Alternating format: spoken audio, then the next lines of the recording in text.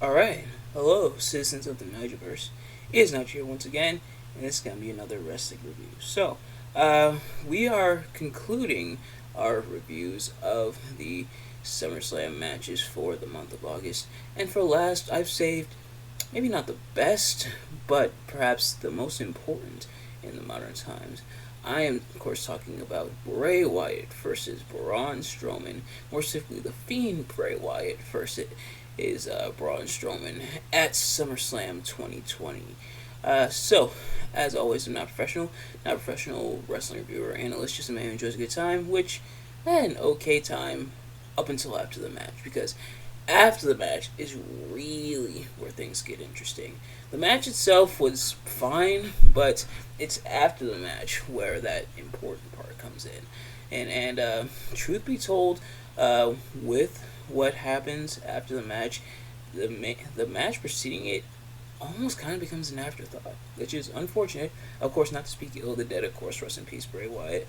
But but yeah, unfortunately, the match itself kind of becomes an afterthought once what happens afterwards happens. But without further ado, let's get right into it. So, for those of you who have seen these reviews before, you kind of already know how this works. For those of you who haven't, going to be talking about what I liked and what I disliked about the match, and even like pre and post match shenanigans, and if they are of importance. And I guess I'll break this up into I guess I'll talk about what I like dislike about the match itself first, then what happens afterwards. So the match itself, what I liked is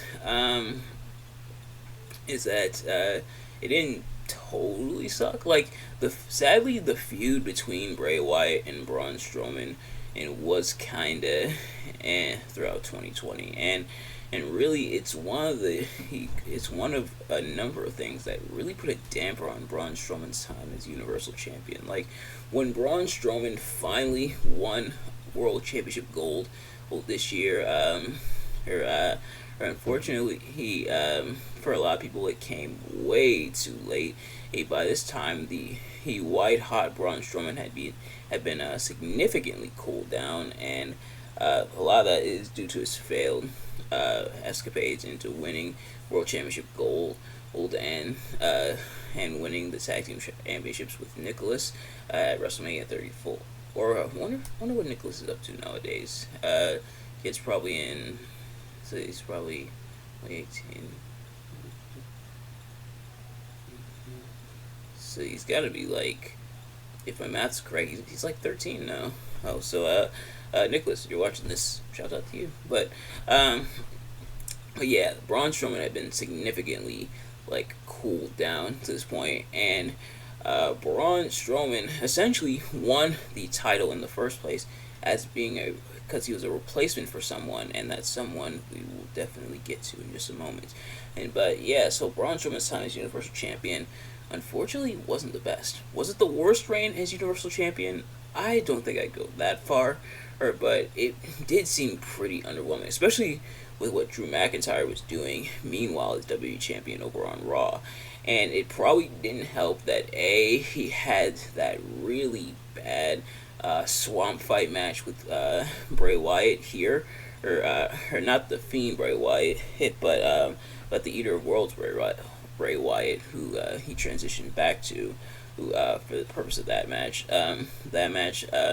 The swamp fight wasn't really that great. And I think that was like the last cinematic match, yeah. So they had a cool concept of cinematic matches, and then they broke it. That's why we can't have nice things. But yeah. So the swamp fight didn't help. Oh, and then it also really didn't help that this was during the pandemic. If the 2020 wasn't a dead giveaway, this was during the pandemic. Thankfully, this match in particular took place when WWE was in the Thunderdome, which it looked kind of weird with all like the screens and the people on it. Which I unfortunately I never got a chance to participate in the Thunderdome. We'll see if there's another COVID flare up and things have to close again. See if there happens to be another Thunderdome era, but I kind of doubt it. But But yeah, this was during the Thunderdome era, so there was people there. It wasn't like WrestleMania where there was nobody there. There was at least people there. They did have to pipe in some crowd noises, but at least people were there, I guess. But yeah, so unfortunately, those kind of things, kind of like I said, kind of put a damper on Braun Strowman's time as champion, and then he was in this feud with Bray Wyatt. He kind of turned heel on Alexa Bliss, but not really.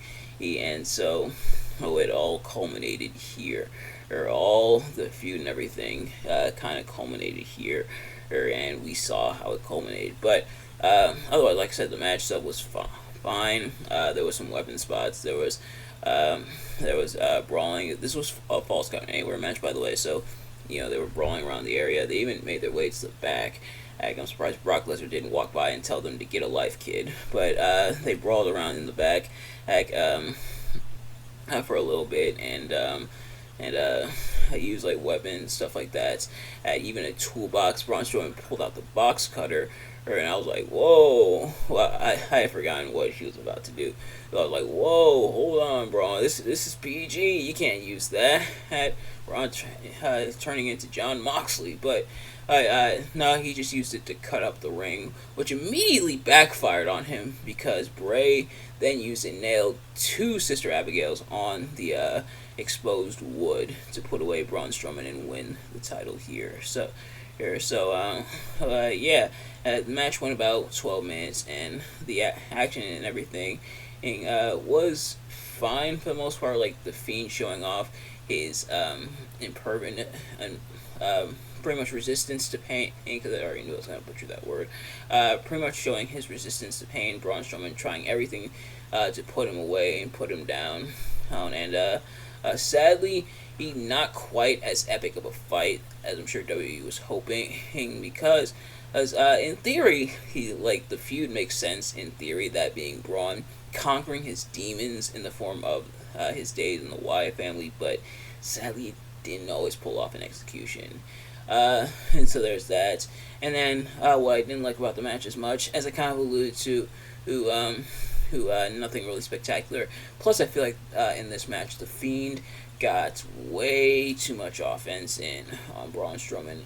And I know normally sometimes the heels do get a majority of the offense, but considering who he's there with, I would have liked it to be a little bit more evenly matched. But all that is an afterthought, because afterwards, Roman Reigns showed up. He wrecked everyone, and then he left. So, Roman Reigns showed up, speared Bray Wyatt, then he speared Braun Strowman, then he took the chair and beat down Braun Strowman, and Roman Reigns saying that Braun Strowman is not a monster without him around. He's not entirely wrong, by the way. At least not at that point. But Roman then spears Bray, and Roman pretty much dominates to close off the show and the main event. Mike Cole talks about how didn't see it coming, and we definitely didn't see this coming, and we didn't. We definitely didn't. Roman, for a little context, Roman was out up until this point, mostly because of COVID concerns, and obviously because of Roman Reigns' past battles with leukemia.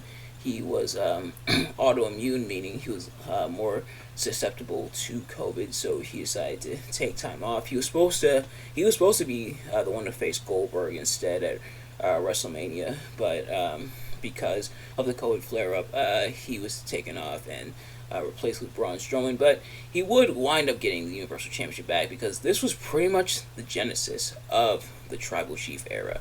The Bloodline, one of the best storylines in WWE in the modern times. This was the genesis. Not quite the genesis of the Universal title run. That would come a whole 7 days later at Payback.